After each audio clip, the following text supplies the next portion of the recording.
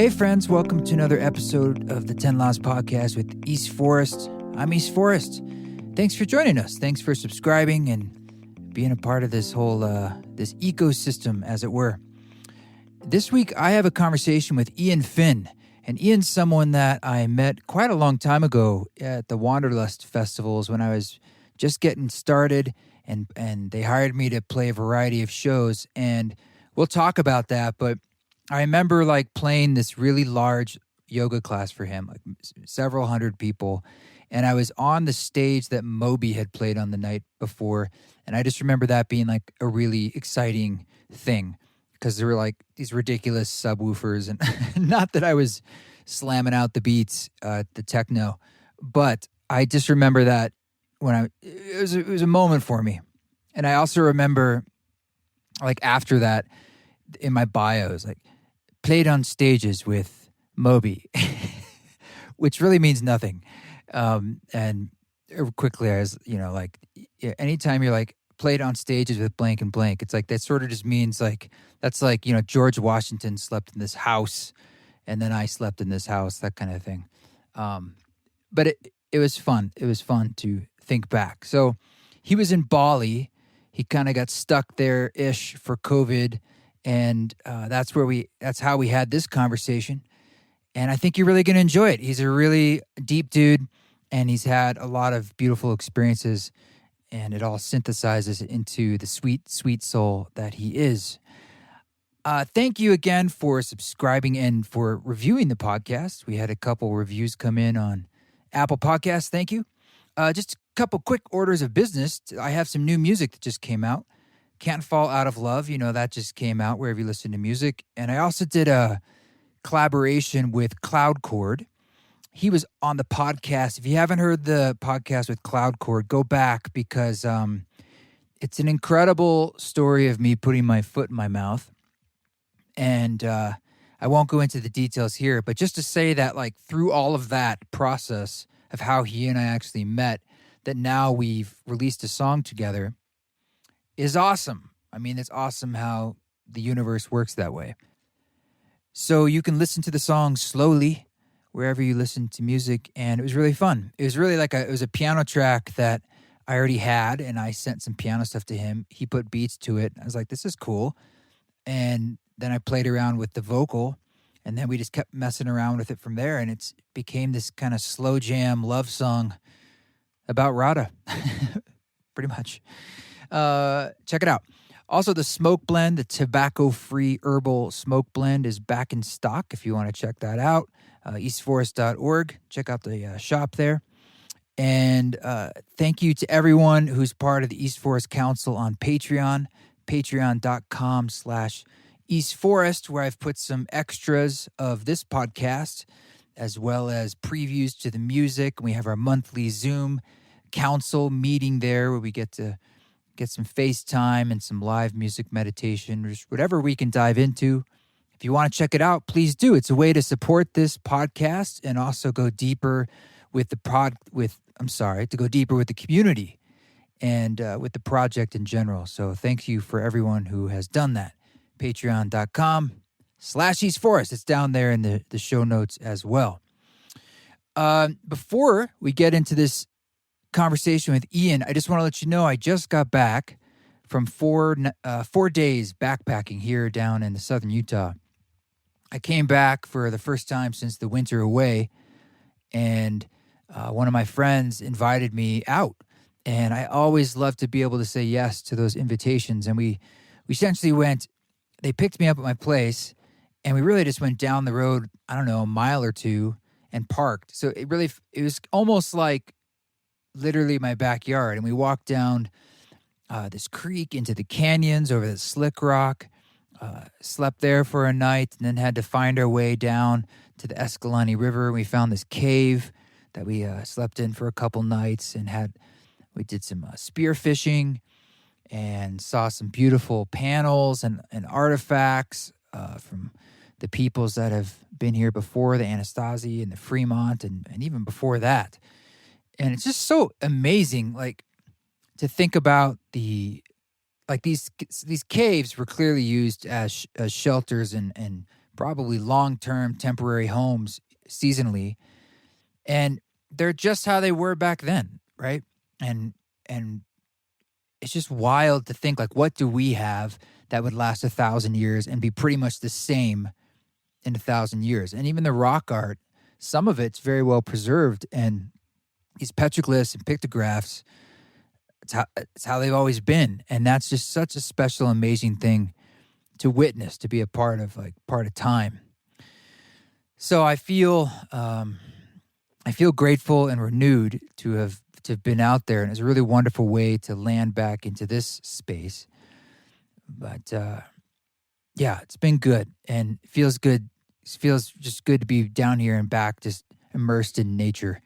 And I'm still getting to the studio. You know, I got some work to do and fun projects going on. Actually, my friend Mark's coming in from New York.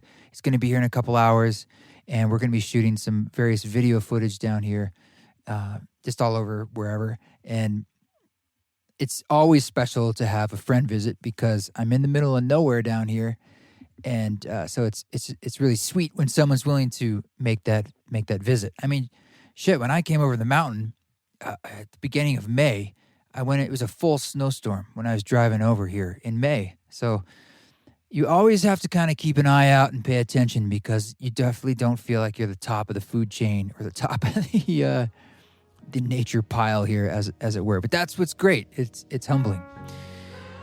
All right, so let's get into this conversation with our dear friend Eoin Finn. Can we run away from this day and we'll start anew again? Yeah, it's good to see you too. Yeah. It's nice to see you in such a sunny, beautiful location.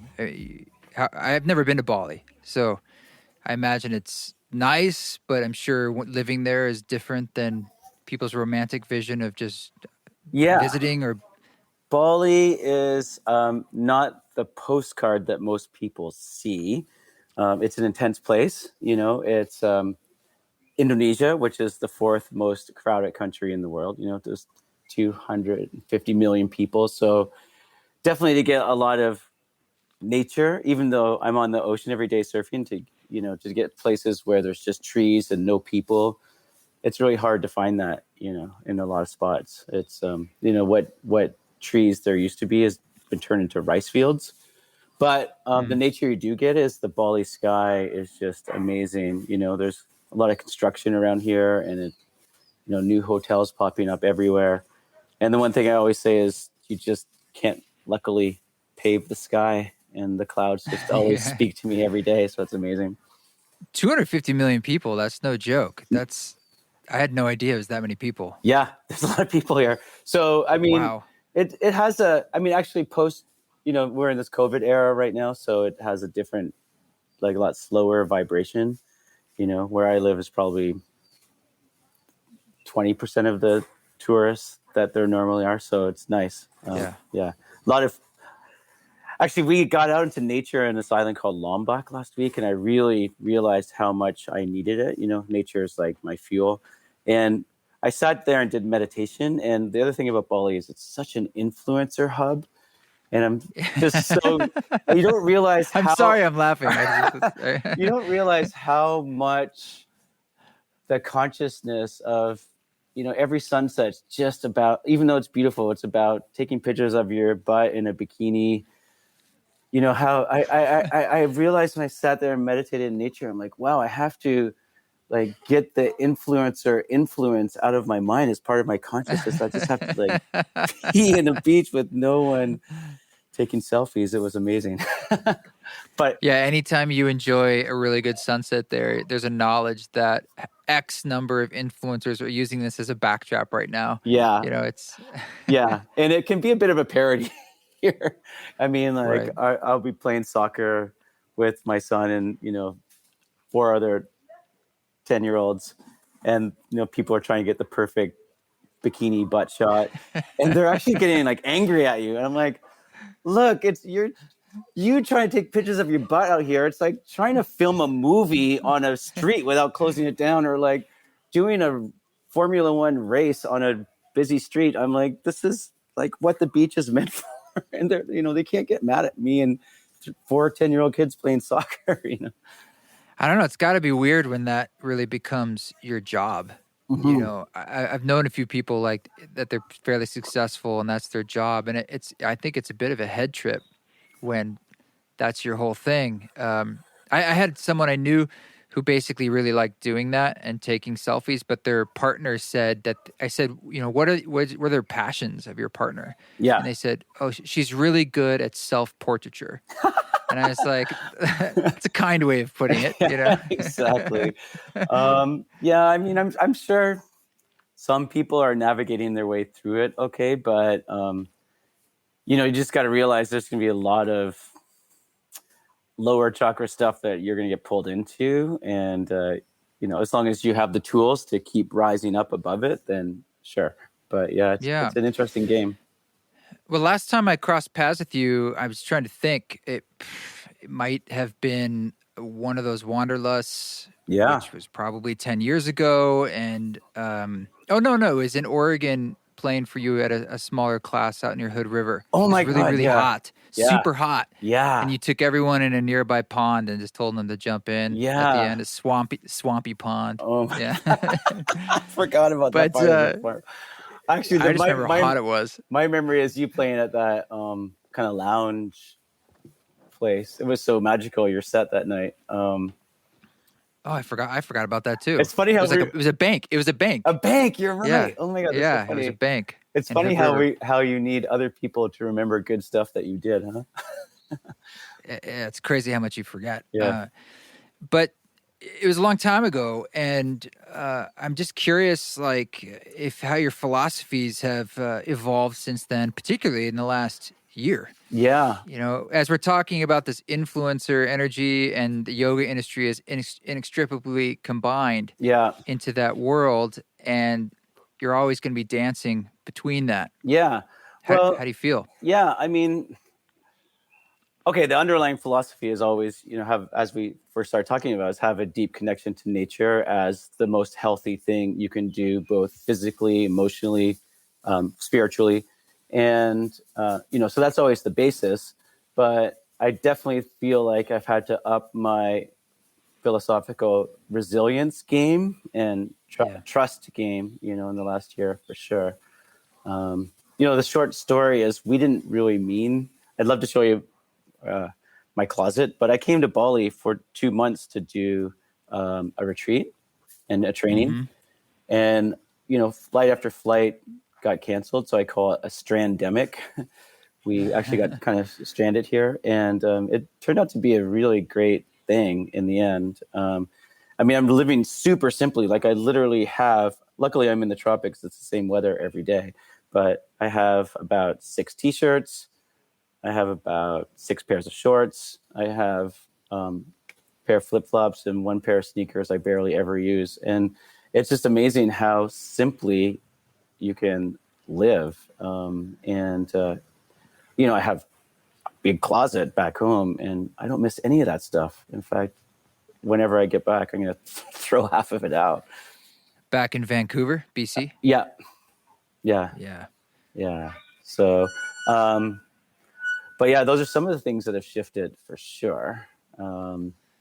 And I guess another big thing like we're doing now is, my old philosophy, something, a little mantra I would say all the time is turn off your smartphone, open up your heart phone, which came, I don't know if I want to use the word prayer, but I would sit around with my son and Insia, my wife, when he was younger. And we'd open up the concept of, again, prayer is a loaded word. I don't know, talking intentionally to the universe. I'm like, yeah, you just have to manifest things that you want. I'm like, it's like when you talk to your grandparents in India on Skype, except you don't use a smartphone, you use your heart phone. And so ever since that point, I kind of this mantra of shut down your smartphone, open up your heart phone. But I've actually realized that now I'm using my smartphone all the time to open up my heart phone. So just how actually technology can, it can actually bind us, it's kind of like we're talking about influencers, you get sucked way into the belly of the beast with technology, or, we're we're in a human era right now where we're literally, like, our brains are part Google, you know, we're cyborgs. And have we lost our intuition? Have we lost our connection to something deeper through that? Or can it help to enhance it? And that's the game that I think we've really had to really learn how to play in the last year as well. No doubt. You mentioned trust. And I know for me, man, that's been a really big theme this past period. And lately, I've just been thinking a lot about it and feeling like that's something sort of like the edge for me of stepping into that. And so I'm picking it apart for myself. Like, what are the parts of trust? Like, what does it actually mean? And I had this vision the other day that trust is a form of acceptance and acceptance is a form of love. And I'm trying to like connect the dots for a day-to-day recipe. I mean, what comes up for you when you talk about trust? Well, I think trust for me specifically is, I think one of the best teachings, you know, for me was Joseph Campbell, who had this idea of an invisible hand. And he would always talk about his life, and there was all these things that would happen that he never really understood at the time. And a lot of them, you know, were that whole thing of one door closing opens another one. Like, he just, things that he didn't really ask and didn't really order would push him in a certain direction. And then given enough time and a certain age, you actually look back on your life and you go, oh my God, thank God this happened this way. And the invisible hand idea is it's like there's just been this invisible hand pushing you the whole time. And it was, you know, I feel in my, you know, I'm sure all of us do, actually, it's not just me, but we've all been pushed in ways to go like, this is not what I want. And the trust comes out to go, I know one way or another we're going to come through this and go, oh yeah, there was a hand that was guiding us some way. And I think for me, that's a big part of trust, is just to know that there is going to be a blessing, you know, in every situation. And it's, I guess, like a yoga pose, like, you know, we're always being on an edge. When, like, a yoga practice, a physical asana practice, is putting yourself on an edge, which is where growth happens if you play it right, for an hour and a half, however long you're practicing for. And you have to have this trust of like, okay, this is what's going to make me grow. And it's that kind of that, I think. I heard like a Rubik's Cube, if you give it to someone who's blind, how long it would take them to randomly get it fixed. And I don't know what it is. Let's just say it's 100,000 years or a long time. Yeah. And then if you give them a cue, really just yes versus no, or some kind of cue, you can break it down to less than an hour, minutes or something. And it makes me think about how we can pick up on the feedback. Yeah. You know, of cause and effect. Like we make choices. Yeah. And then the job is a form of listening in a way. Yeah. And if you just pick up on a few of those things and feel like now you're in a bit of a conversation, perhaps you can push things of just where you want to go down from 1,000 years to a year, so to speak. Yeah. And where do the cues come from? Well, there you go. Yeah. What's it for you? I mean, nature, as you said, is a big one. I'm assuming it does something for you to tap into like the quieter parts of your own psyche and heart, or surfing. Yeah. I would imagine. Yeah. I mean, surfing is a double-edged thing. I mean, it depends where you're surfing. It's directly proportional to how crowded it is. You put 30 guys out competing for 6 waves that come every 10 minutes, and it's no longer the spiritual thing. It's actually quite like lions. Competitive. It's like a bunch of cavemen lions on a zebra carcass. So a lot of people have this romantic version of surfing, but it's actually a little bit more, I don't know, I was going to use the term war. It's kind of like a little bit more like hunter mentality than you think. Is it pretty intense out there because there's like particular breaks that everyone wants, and it's surfing's year round? Yeah, it can be for sure. Yeah. I mean, I'll get back to your other question in a second, but I mean, the worst was actually when I lived in LA, and I remember seeing at one point, just to let you know how bad it can get, it's probably one of the more violent things I've ever seen in my life. You know, there's all the locals that are at this break, and there's some guy who dropped in on one of them, and you just don't do that. And it's so territorial. And I literally watched 4 grown men hold this guy's head under the water Whoa. for, I would say, upwards of about a minute and a half, which is getting to the limit of how long you can hold your breath for, especially when you're panicking and you're not just like, if you do breath holds, you're trying to relax your body. This guy was like fighting to get above water. Like basically, I almost watched a murder happen. Like, and this, and I understand, like, if you get hot-headed and shoot I don't understand it, but like, okay, if you get hot-headed and shoot somebody, that takes a second, but to hold somebody's head under the water for a minute and a half, 4 of you, like, that's animalistic. It's ape-like, Yeah. Luckily, that's an extreme polarity. Yeah, mostly it is just beautiful sunsets and cool vibes out there, but it can get pretty animalistic. But yeah, back to your question about what nature does for you. Well, listening, picking up on those cues, like how you do it. Yeah. The listening is the amazing thing. And nature is always, I know you know this, and I know it's in your music also, that whole nature theme. It's just such a big reset. Like, if I don't get quiet out in nature, I just don't have any tools. Like, it's the thing that basically my take on it is nature has a slow, calm frequency, and the human mind vibrates so fast. And when we just tune into literally the rhythm of nature, the vibration of nature, that slow, calm, sattvic energy, it just does something to us psychologically and emotionally. Tuning in seems to be really just being in it, right? Yeah. And sort of listening to it. And listening to it maybe is as simple as not listening to something else, like maybe a podcast or literally paying attention to something else. It's about that currency of your attention. Yeah. And are you just going to give it all to, how much, if you gave it all to nature, even for a few minutes, it's like, wow, maybe it's quite nourishing. It's a form of exercise. Yeah. The interesting thing about nature, as far as like using it as a vessel or, a catalyst to tune into something, is it's obviously quite sensually stimulating. And that's always a big part of the meditative process in general, is like, am I withdrawing from the world, pratyahara, or am I actually embracing the world?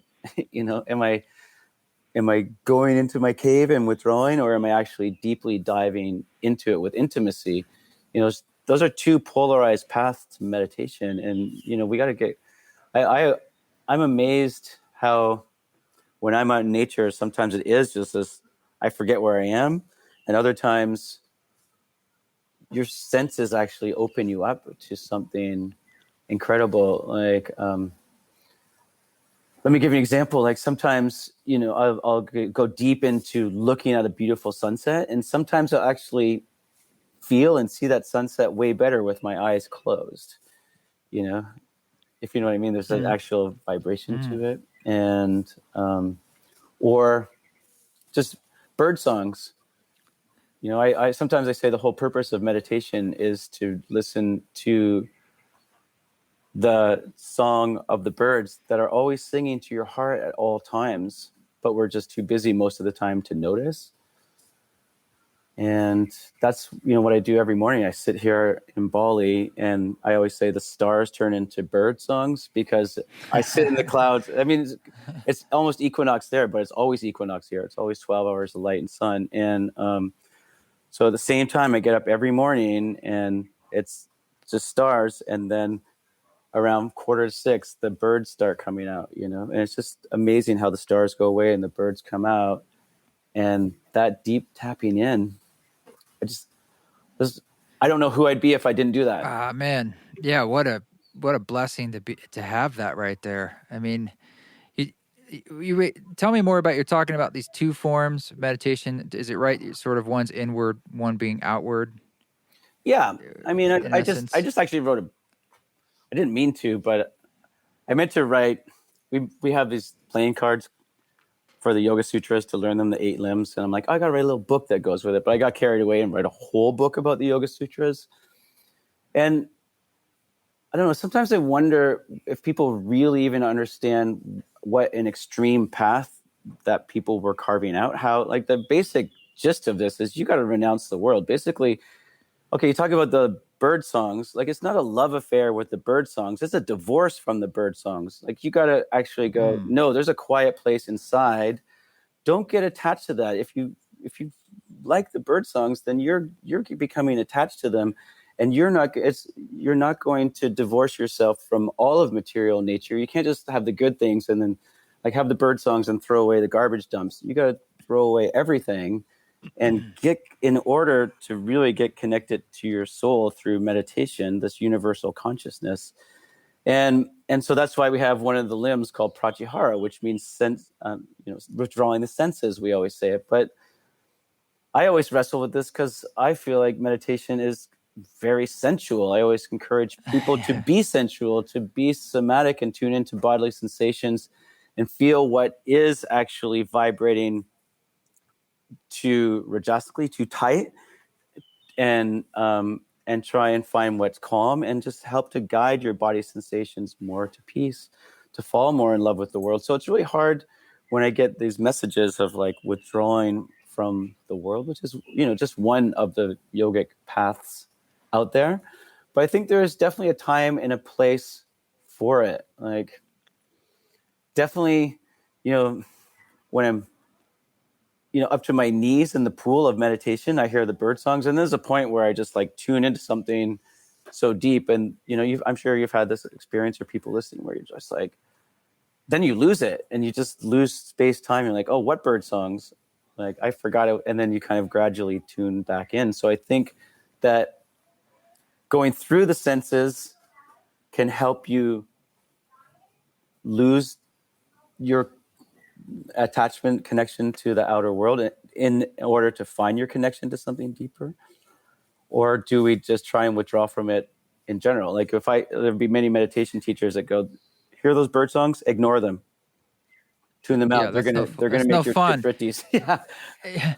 But I mean, I'm really curious, like these are old teachings, and the relevancy maybe that they have today. What do you think in an age where some would argue what is needed is action, perhaps? Or is there a way, how do you balance actionable engaging with the world of the suffering to help make change, but also through an inner path that's not one where you're ignoring the world? Yeah. I mean, I think what people have to realize is that, I think we're kind of indirectly having a conversation about lineage. Like I have this iPhone, right? But I don't want my iPhone from 10 years ago back. Is my phone actually that much different than 10 years ago? No. Like, I mean, there's been improvements on it. And I think this is the whole point with meditation and yoga and these technologies really, is that there are different ways that we need to use these technologies according to where our culture is at, or what our underlying philosophy is. And there's a lot of things like, looking at something like the Yoga Sutras or the Bhagavad Gita, there's a lot of things there's so many gems. Like, I mean, so many gems. I spend so much time rereading them over and over again. I love it. I wouldn't do it if it didn't turn me on and I wasn't interested in it. But there's a lot of kind of cultural things that you might have to tease out. Or, in the case, just speaking specifically of the Yoga Sutras, what I've realized is that there's a philosophy and there's a technology of meditation, and you kind of have to separate the two of them out. And whoa, what's the difference? What do you think? Or of a philosophy versus the technology? Yoga Sutras specifically? Well, meditation in particular, because that's something that's very present today. Yeah, well, I mean, the path that they're prescribing for meditation, that Patanjali is prescribing there, is to just absolutely make your mind quiet and to develop the ability to practice Samadhi, which is one-pointed, uninterrupted concentration. For people who are trying to figure out the upper limbs of yoga and the 8 limbs, basically it's almost like a stream. In fact, it's defined like a stream. So if I turn on the tap and just a few drips come out, I'm only at one level, right? If I can increased that stream, then I've gone to jhana. And if I in a full stream of just total absorption, that's samadhi. And so that's the technology of how to learn how to focus your mind and deeply become focused on something. And it's amazing. So for me, I practice those techniques in the forest, on the beach, and I become deeply absorbed in the energy of nature. And I come out of that experience philosophically going, oh my God, we are all connected. If I blur the line between where I end and where nature begins, I'm so much happier. This is the whole purpose of my life. Now, I've used the same technology to get philosophically to a different place of like, wow, this world is beautiful. We need to be more intimate with it. What in the Yoga Sutras, again, what they say is, no, you like, we have it in Christianity, you know, there's spirit and matter, and you got to separate the two. Don't get attached to this body. Don't get attached to this life. And so in order to get in touch with this energy called Purusha, this universal energy, you have to completely, like my friend Bernie Clark says, as I mentioned, it's not a love affair of you and nature, you and the world, you and your family. It's a monk's path. It's an aesthetics path, and it's a divorce. There's spirit and matter, and you got to separate yourself. And then, and you know, the way I started this book is most people got to put like Headspace app on just to sit here for 10 minutes and meditate. These guys found something so amazing in that process that literally, if you said, would you like a house in Beverly Hills and 10 Rolls Royces? They would say no, because I would rather just sit here in meditation, and we got to discipline ourselves for 10 minutes. And they tune into something so deep that literally they want to spend eternity connected to that place. And it gets even more trippy because the idea is this Purusha thing exists beyond the mind, that this consciousness is not a state of our neurology. Consciousness is not a brain state. It's actually something that exists without a brain. It gets, you know, far out there. And yeah, that is far out. I mean, it sounds like a renunciance path. And that's what I'm wondering about. I'm sure that's an effective path. Yeah. And I'm just curious about the relevancy today. Like how many people are able to essentially use the technology of being in a cave? Oh, it's a great, or like, you know, how much can you let go of? It's a great question. I've thought about this a lot. And the answer is actually very simple. It's just a matter of degree. You don't, like, everyone, I think, should go to their cave and withdraw from the world for 10 minutes at least every day. Do you need to stay in the cave for your whole life and leave your family behind? No, that's not going to work for anyone. But, you know, let's say even if you are an activist in the world and you want to make change for the environment, for social justice, whatever you want to do, if you stay in that mentality all the time, what will happen is eventually your tank will get drained. So where do you go to fill it up? You go by taking that time of 20 minutes, 1 week, 10 days, not speaking, whatever, where you get into that deep zone of renouncing the world, and then you can fill your tank back up, and then you come back and do your work. And that's where I see, even with the Renunciate Yoga Sutras path, when you look at other forms of yoga, you know, the bhaktis and other forms of like, okay, go and have this time, but come back into the world. You don't have to stay there forever. And I think that's the big way for me of making the extreme teachings more palpable. Seems like we're meant to be human. Otherwise, why else would we be here too? It's like there's a reason why we're in an animal body. Yeah. And have all those, like those guys shoving the guy's head underwater. That's the animal part of them. And like, that's part of us too. Yeah. Right. Like if we're pressures are pushed hard enough, most of us will go certain directions, no matter how much, you know. Yeah. And that's a trip. Like that, you know, we can have brotherly love and cosmic consciousness and then also like be an animal. Yeah. And I've learned to embrace it. I mean, that's really what you're saying yes to being human. I mean, yeah. That's I guess with age, what's changed for me is I don't want to just be spiritual. I want to be material also. I want to be a better human, and of all sides of things. Like when I was younger, you know, those animalistic warfare people in the water, I'd be like, God, why did universe make humans like this? And I'm just like, this is not going to change. And I don't know. I guess the feeling is, it's kind of like when you marry somebody or date them, you have this impression that's just going to be perfect, and then they fart. And you're like, oh, this person's beautiful, but they stink sometimes, And then that's what you kind of do, is you're like, okay, I still embrace you, and like I love you, and when you're all dressed up and beautiful, I love you when you fart, I love you when you're sick, whatever. And you kind of get that same relationship with life. And I think that's really the big thing, is like, it's never going to be spiritually perfect. Like, that's not going to happen. And really embrace the human side of things and what it means to be an authentic human in all our facilities. Yeah, the profane is part of the sacred. Like, it's, the yin and yang. You don't have one half of it. It's all it's all God. Yeah, yeah, it's so true. Yeah. What a trip, man. Well, so you sort of stumbled into accidentally writing a book. That's not something I hear every day. Usually the struggle is the accident. It's more just like, oh, I've been trying to write this book and it's not coming out. Yeah. But that's beautiful. That you want to know the real truth? On Google Docs, I actually have 11 books I'm working on. So it's dude, that's insane. It's insane. That's insane. Yeah, I have reverse writer's block. I don't even know what the term for reverse writer's block is. I ask people all the time. Writer diarrhea. Writer diarrhea, exactly. Yeah. I think it's a bit more channeled than diarrhea, but it's channeled diarrhea. Channeled diarrhea. It's a controlled stream. Yeah. What we call it, a cleanse. I don't know, something. Yeah.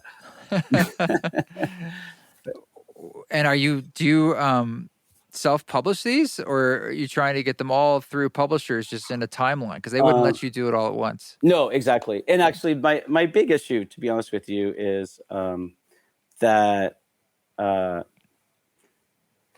okay, here's the hard truth. I'm sure everyone out there who does teach yoga knows this already, but the yoga business is hard. Like, it's a lot. It got a lot harder this last year. It got a lot harder in the last year. Yeah, I work way harder now with these online courses, because now I'm like tech support, film dude, microphone dude. Anyway, and so I have a term in business called the captive wake. So what the captive wake means is that, like, why does it take 2-3 weeks for a container ship to go from San Francisco to Tokyo, right? When it takes an airline flight 8-9 hours, or like it would take a speedboat way less time. It's basically because there's so much weight on a container ship that actually, when it goes through the water, it actually makes what's called a captive wake. Like, it's the opposite of planing. It means that you're actually slowing yourself down by your own weight. And so I feel like, to be honest with you, the weight of the yoga business, meaning all the travel, all the hustle, like, I would like to think I don't want to hustle by nature, but it's just the downside of the yoga business is it makes us have to hustle so much for our next meal. The good side is you're totally doing something that's aligned. It's like making music. I mean, you're totally doing something that's aligned with your life's purpose. And when you actually have a deep impact on somebody, it's just the most rewarding thing in the world that isn't even financial anymore. So, but how this relates to the book is, short story is, because I've had to because I've had to work so hard in my business, running trainings, traveling, all these other things, managing contracts and details, that I've actually never even finished a book. That's the whole point. However, every time I do a training or a course, I end up writing a book, like for these online courses, I subtitle all the videos, and I went through them, each week's videos, just the subtitles, I put them on a Word document, and there's 5,000 words per week that are just the subtitles on the videos. You know what I mean? So by the end of a course, I've got now like a whole book basically that's fleshed out, and it's, 20,000 words by the end of one of these courses that I could easily just flesh out in a couple of weeks if I had the time into a bigger book. So bottom line is, while I'm writing these courses, the books are kind of writing themselves, but I don't have to write a book. You need to take, 3-4 months off. So you need enough capital to be able to do that. So it's just like, that's the captive wake part of it. I mean, yeah, I dipped my toe into the writing the book waters about a year ago, and I'm still in it. But the issue so far has more just been like industry stuff, and I'm kind of new at that, and so it's been a really interesting like, challenge. you mean like book pitching? In essence, Yeah, okay. Like I came up. It's a long, boring story, but I had an idea, and publishers like, yeah, make it into a proposal, and I'm like, sure. And I learned that was quite intensive, so I did that.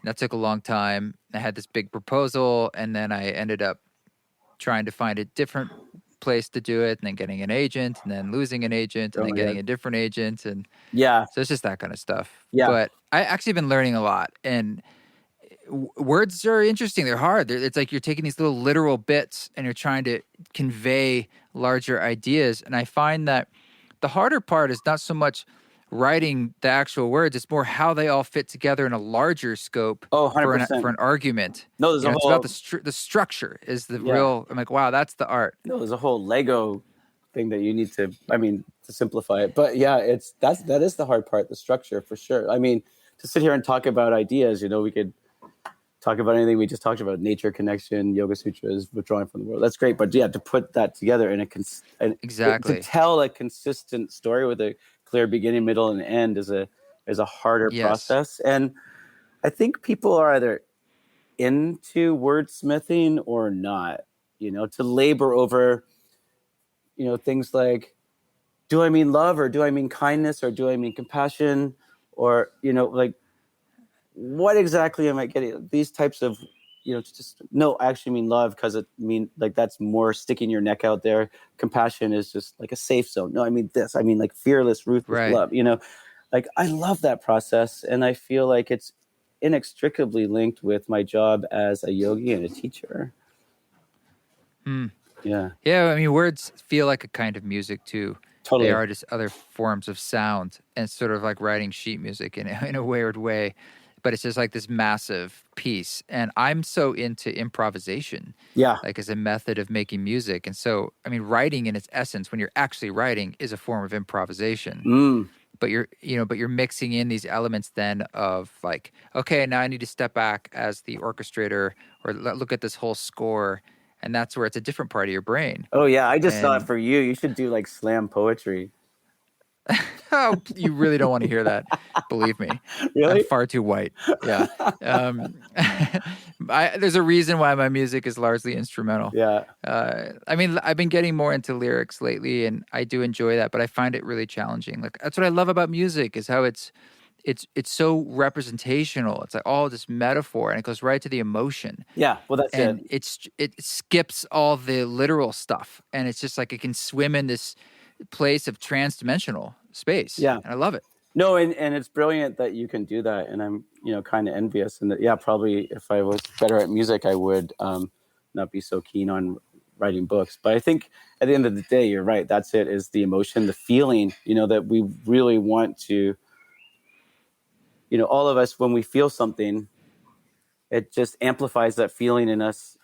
And there's what feels really beautiful. It's just so much better when we share it. Happiness is best when shared. And I think that's what drives us to write books, to teach, to play music, is that when that feeling does get transferred, it's kind of this. I don't think there's many more pinnacles in human existence, really.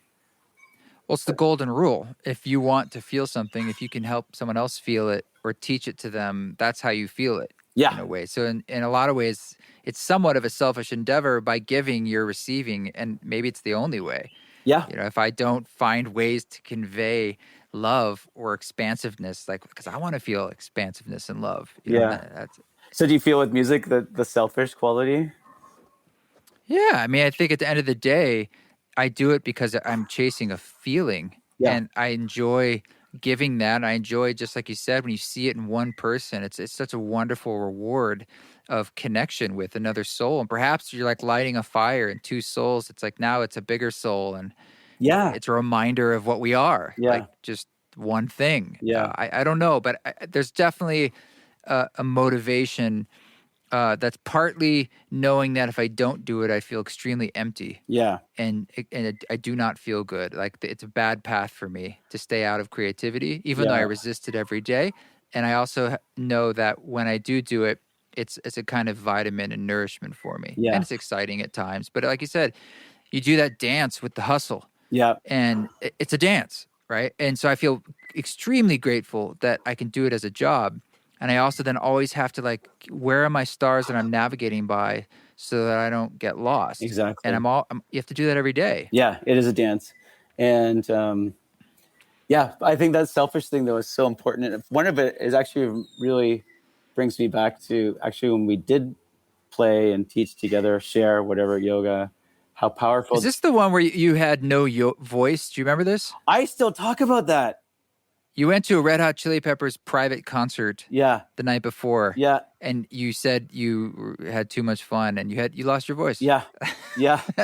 It was amazing. Okay. So yeah, we'll plant a flag of the selfish thing and maybe come back to it if we have time. But yeah, I mean, these are all teachings and it's actually incredible.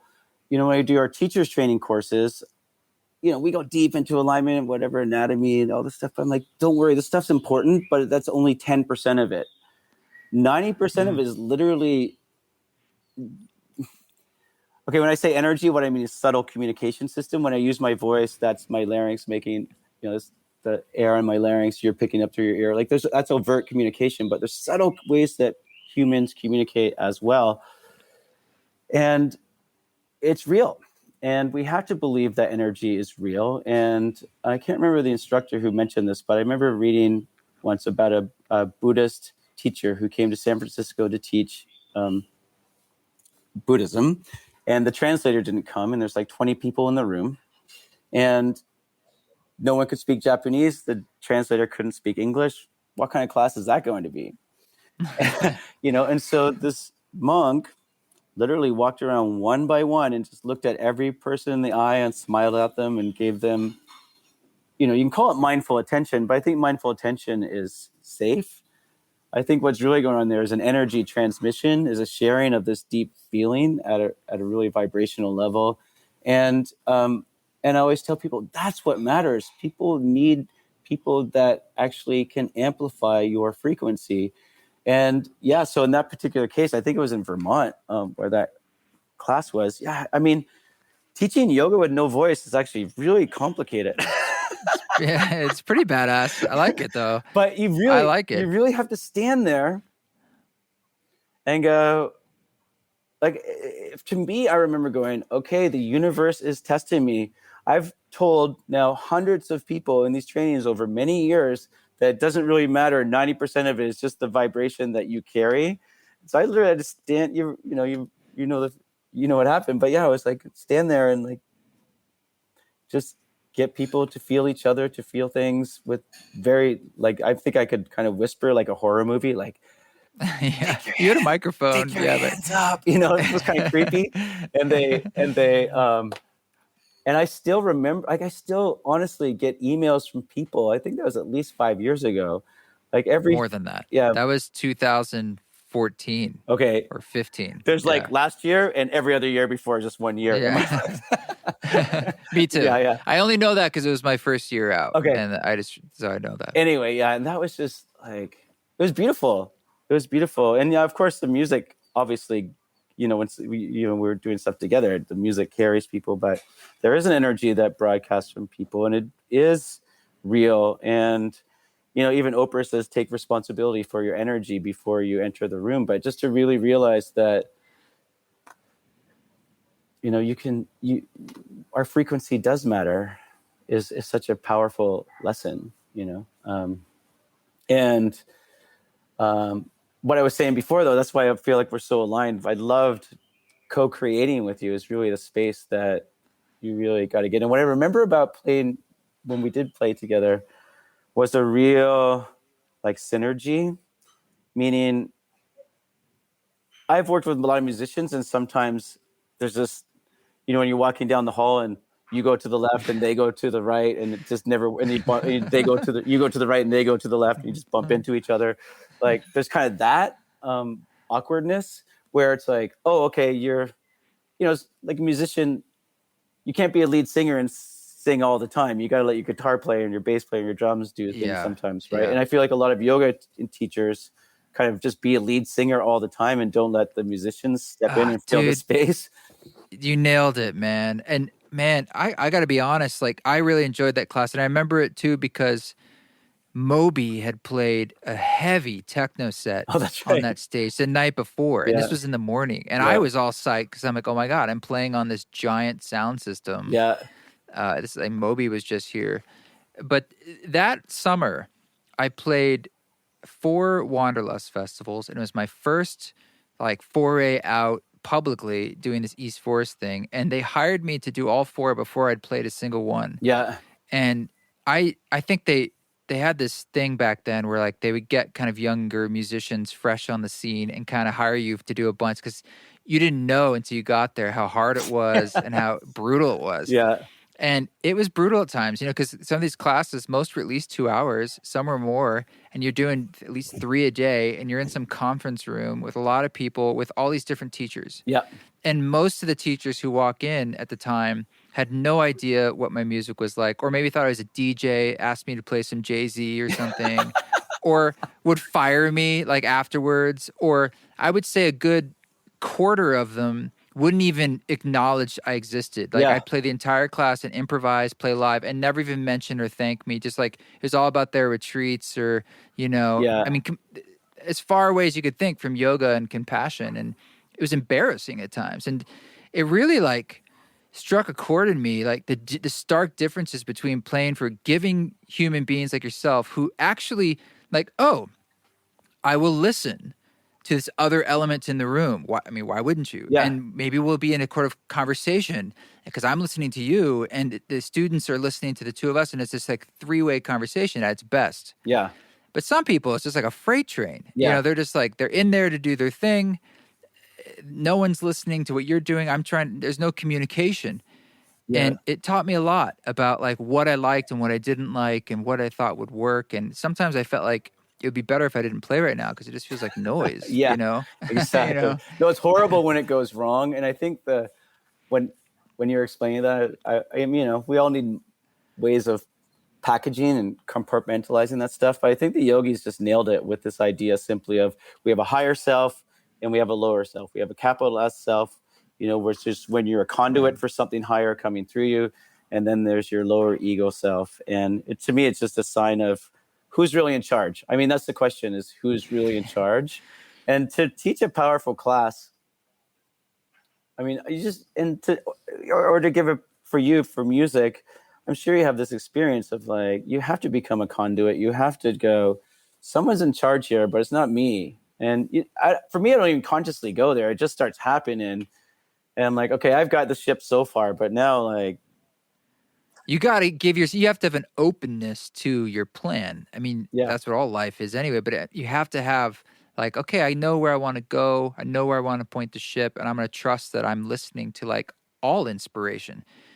Otherwise, it feels a little stale and rigid. And, you're the king of like flowing where it wants to flow. We jumped in a pond with you because can we just come full circle? Shavasana. Like we started talking about this whole last year, how we need to like you actually named the exact 2 words of trust and listening, but applied it to a whole other context. And it's like, it basically, I'm sure everyone's still going, what the heck is going on this last year? And that's it. If you're not trusting and listening, then it's going to become stale and rigid were your words, right? So, and if there's a real dance that you can do with it and actually use it as an invitation to open up to something. But I think if you had that experience where you have given up, so to speak, control and seen that it's led you to beautiful places, back to that original question, I think it does help to trust more. That invisible hand. Yeah. If we're not opening ourselves up to that listening and then trusting, particularly in these times, I think you're really missing out on the gifts that are unique for you. Yeah. Because I know for myself, that leading edge of change, the opportunities of real change that are here, that are kind of always there, but they're so pregnant right now. They're so ripe for the picking. And you just have to like take that little bit of trust to go through some of those things that are right there for you, that in hand that is right there in front of you, beckoning you one way or the other. Yeah. And the opposite polarity of not trusting would basically be like, I'm going to do what I've always done. Yeah. Yeah, I'm gonna take the old path, which maybe still kind of works, or maybe you think it can work, but I have a feeling there's just this kind of opportunity for everyone in their own way. And then that's where I think you were talking about your terms were rigid and stale. I see this in teachers, and I'm sure you see it in music, like when someone's, hello Cleveland, and like, oh no, we're actually in Miami. I'm like, oh yeah, hello Miami, and you're just like, whatever. And they're just playing the same set they did 2 nights ago in Cleveland. They're like, whatever. And I see it in teachers, where they get a stick, and this is what I say, and if I say it to someone somewhere one weekend, and I'm in London the next weekend, and this is when we used to travel, but Singapore the next saying it, then it's just I can say the same old thing to new people. And you're not listening. Yeah, to what and wants to to me be that said, just doesn't work. Like if it's not fresh and new and involves the opening and deep learning, I gotta do something else. Like I can't just repeat the same old stale stuff all the time. Yeah. So the things that you're saying now, or that you're writing about now, that are coming up for you, is there anything you'd want to share that like is your edge right now? My edge in particular right now is, I think it has to do with that captive wake idea of just, it's actually harder than, yoga teaching was never the most lucrative job on the planet. And then now it's gotten a little bit harder to make a living doing it, but still I need that time to finish the book. So my edge is like, how do I play my cards right so I can keep myself supported to finish my creative project? Have you ever water skied? Yeah. Yeah. So when you water ski, you got to go like cut really hard one way, and then you cut really hard back so you can let go of the rope. So hopefully you can have enough momentum to make it to shore before you sink. Yeah. And that's kind of what I feel like is the edge right now of like, okay, I need to have one project that can allow me to cut really hard back so I can take this month off to make it happen. And that involves a lot of trust right now, and but it's not just trust though. It involves like being smart. It's a card game. It's a Rubik's Cube, like you mentioned. It's really like you have to, when I say trust, it makes us think like we're just in this like free flowing place all the time, but it actually involves the balance of that and like really getting your whatever spreadsheets out and your calendar out and your game plan out. There's the vibe in the spreadsheet, and you got to balance them both. And vibe in the spreadsheet. Yeah. And you got to kind of that's the big balance for all of us, right? And so I guess that's my edge right now is where does that balance lie? And yeah, energy management, because I don't know. I feel like the courses we've been doing online have been amazing in so many ways. Like what I miss is the hugs and like actually having, being close to people. But from a pure learning perspective, in so many ways, the online trainings are even better. Like I realized if I want to surf, I could have a surf coach out there going, okay, I'm going to draw pictures of you and saying, look, when you turn, you're doing this, this, this, this. But if they had a video of me going, here's a picture of you turning, and see, you keep your hand like this, but you need to actually turn it like that, that would help me to see it. And so I can actually do these things with people and go like, yeah, at literally 5 minutes and 45 seconds, you went inhale, exhale, reach your arm back. And I'm like, no, if you just go inhale and feel that, reach your arm back, and then I can actually like, I can actually put a video on there of me saying, this is how I would say it at this exact time code. And I'm like, wow, in so many ways it's better, but it's actually a lot more effort. So the quality of the trainings, what I'm saying, is directly proportional to the size of the bags under my eyes. So that is the real big edge, I would say, is like just how to manage the energy output. So you can stay fresh and in the process, and Well, like in you're life, saying, not burning out. You got to fill up that well you got to fill up the well. in the other ways with nature and stillness and just that spaciousness. That You got to spaciousness. have that. Yeah. And I love that we kind of came full circle back to that nature thing. I mean, I don't know. I'm sure you talked about it. I'm sure we've all talked about in our cafes, how brutal it is to cut people out from nature and make them stay in apartments and just like stay healthy. I'm like, okay, it's I feel like some of the best things we could do from a social justice standpoint too is just getting people access to the natural world. oh my God. However we can do that. I've read studies on it. So they have if you go to the projects, let's say in Chicago, they have buildings, all the buildings are the same, but they have some buildings with not a forest, not a big park, but literally a few trees in front of them. Statistically, the buildings that have a few trees in front of them, the crime rate is actually 30% lower than the ones that have no trees. So, John O'Donohue has this term. He's a Christian mystic who died, but he's amazing. If you don't know John O'Donohue, everyone should look him up. But I heard him once say that if you live in an inner city, his term was you're doubly impoverished. Like, it's not just a financial thing, but you don't have any access to nature typically, which is, and that just really, that phrase doubly impoverished of like, no nature, no, like less financial means. It's like, God, what a perfect storm, and what could change if we did allow, I mean, the fact that so many people live with no access to nature is just. It'd be great if it was just part of public school. Like, a big part of the school was like, I don't know, a month of it was we just bus everybody every day anywhere, and we just do schooling in the natural world. Right. It doesn't have to be that complicated. It's just like, just get out. Yeah. It's such a teacher in itself, just having experience.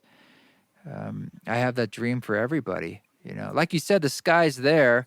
In some ways, when you're in the inner city and you can't even see the stars at night, it's like maybe that's when man really started to turn left and lose that humbleness to the cosmos. It's like, because you don't even see it anymore. Yeah. And it was there for millennia. Yeah, it's so funny.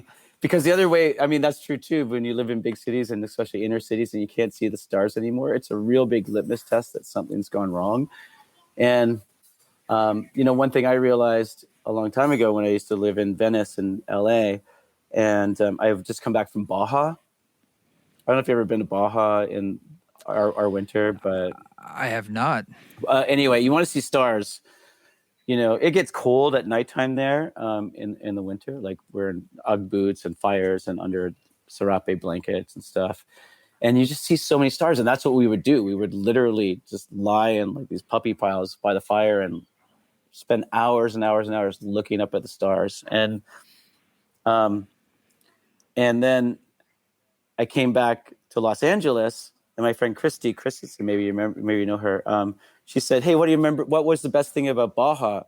And I was like, "Oh my God, the stars! The stars!" It wasn't even the surf. Actually, It was like, "Oh, the stars were amazing." And then I realized I was in Los Angeles, where everyone is so obsessed with stars, and it hit me. I'm like, this is the problem with the world, is that we're more connected to the glimmer of the stars in Hollywood than the grandeur of the stars in the sky. And like, how will we ever be happy in this culture? Dude, yeah. I spent time in southern Utah. I have a place down there, and it's in the middle of, it's one of the dark spots of the U.S., and it's at 7,000 feet, and the stars are just off the charts. It's like horizon to horizon, full Milky Way. It's just, and I'm like, this is how people saw it forever. No wonder it was such a big influence, because it is a big is not even the right word. It's it's extremely humbling when you just, you can actually see just, and then when we know what we're seeing on top of that, just like this small bit of many, many more stars and galaxies and planets beyond what you could ever conceive, the beauty of that is beyond comprehension. Well, how do you ever and the think that? design How of do you it. ever think that mankind is, or humankind is, the most important? Like the world was created for us, and you start to see that scope. Or yeah, and just that it was created at all, or that any of this is happening is just absurd in its beauty and perfunctory nature. It's like we're on a podcast, like talking. What the hell is going on? Yeah. Like, it's so crazy. So, uh, anything you can do to sort of tap into the things that are already there, it's like peeling back an onion. And as all these things are sort of falling apart, or the unveiling that's happening in the last year of things breaking down, really, systems of all different kinds. I hope underneath that there is a kind of, truth or something that's always been there that we just have to, reclaim or fall into. It's not like we have to relearn or earn something. It's just there. Yeah. Hey, I want to reach out on that note because I feel like that nature song that you made with Ram Dass really kind of captured what we're talking about really simply. I just want to say it's a really cool piece, man. Yeah. Kudos to Ram Dass. That's a really good one. Yeah. So is there anything that you're working on these days you want to mention or want to tell us about? Besides what you mentioned? Yeah, like little things. Yeah, I mean, definitely, our website's Blissologist.com, and we've got all kinds of really cool online trainings. I've really been loving going deep. I'm loving the power of it. So I'll just let people look that up there. And we're doing daily classes, like on-demand classes as well now. Wow. So okay. That not daily. I didn't mean to say daily. God, that would kill me. Weekly. On Live Kick just starting, and we have, like I said, on-demand classes that we're putting up there too. So I've really stepped up the online game to not just financially. Actually, this was a plan because I had to because of COVID, but actually it was a plan of mine. I sent an email to everyone in my company in 2019, December, saying like, it's really hard for me to travel anymore with somebody with an environmental conscience, and as somebody who's a dad, like and a husband, I'm like, it's just getting harder for me to travel. So I sent this thing called Blissologist State of the Union out to everyone in our company, and like by April 2020, I want to have our trainings online. And I had no idea COVID was coming. So it's careful what you wish for, kind of thing. So it is. There you go. It is not just a pivot. Like I really wanted to bring these great programs together, and I just hope that we can, I guess, without plugging too much what I'm doing, just in general, like just find ways to stay connected. Like connection is our currency. Connection is the most important thing in human existence. And for me, just Zoom has been amazing to stay in touch with friends, family, students, all these things, to just find creative ways to not isolate ourselves. I guess that's a nice way to end is, find like just really, I guess here it is in a nutshell, love transcends all distance. Mm-hmm. Thank you, brother. It's really nice to see you again and catch up. I hope to, I have to say, looking at that background, I hope to do it in person, but I'll accept virtually as well. Let's do it. We should really create something amazing, man. I really, truly, I'm not just blowing smoke, and that's why I'm so stoked to be in this podcast. Like I really feel that you channel something with your music, and it enhances what I do when I do it. And I look forward to doing it again together sometime soon, man. Thanks, brother. Me too. Peace. Thanks, Ian, so much for coming on the show. Nice to talk to you. Nice to see you again. Hope to do it again. Check out his world. He's a wonderful teacher and a great man. So got some links down there you can see. This song you're hearing in the background is Slowly. It's the collaboration with Cloudchord and myself. It just came out wherever you listen to music. There'll be a lyric video, I believe, this week as well, which is kind of fun. And it's not often I get to like put out songs, as I like to call them, where I get to write lyrics and we get to have choruses. And it harkens back to when I first started making music back in New York City with my little piano pop, indie pop venture. And that's when I really got deep into song structure and pop structure and all of that. It's where, kind of cut my chops on how to figure out how to do this stuff. And I think those elements are still in a lot of the East Forest music in general, but they're more free to, like I like a good hook if it's in an ambient song or it's in an indie pop song or whatever. So this is Slowly. Thank you to Cloud Chord so much again for being a part of that. Hey, you guys, thanks for supporting the podcast. Thanks to our council members on Patreon, patreon.com/eastforest. And you keep walking your walk. Don't take any shit, but if you do it with grace. I know I'm home, and my troubles they can't step. We will watch all the storms that come as they bluster and they blow. Holding hands, we will know, and we can go.